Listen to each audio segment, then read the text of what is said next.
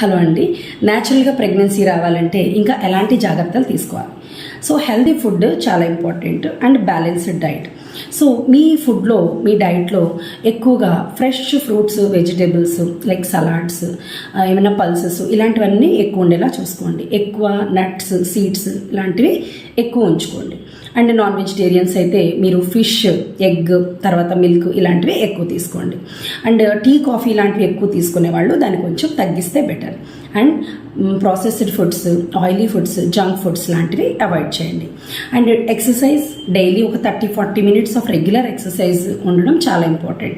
అది ఒక simple walking లా కానీ or any sports activity are dancing లాంటివి ఏమైనా చేస్తే మంచిది. అండ్ టైంకి నిద్రపోండి, అది కూడా చాలా important. And stress is a very big factor. Stress ఫ్రీగా ఉండడానికి ట్రై చేయండి. ఇన్ కేస్ చాలా స్ట్రెస్ఫుల్ అనిపిస్తుంటే మీరు బ్రీదింగ్ ఎక్సర్సైజెస్ కానీ, మెడిటేషన్ కానీ, యోగా లాంటివి ఏమైనా ట్రై చేయండి.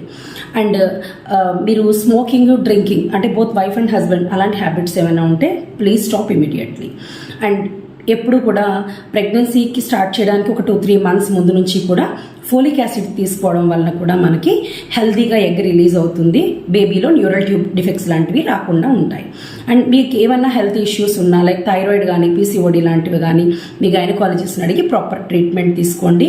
సో దానివల్ల మనకి రెగ్యులర్ సైకిల్స్ అయితే మనకి చాలా ఈజీ అవుతుంది న్యాచురల్గా ప్రెగ్నెన్సీ తెచ్చుకోవడం. సో పీరియడ్స్ రెగ్యులర్గా ఉన్నంత వరకు ప్రెగ్నెన్సీ రావడం అనేది చాలా ఈజీ అవుతుందండి.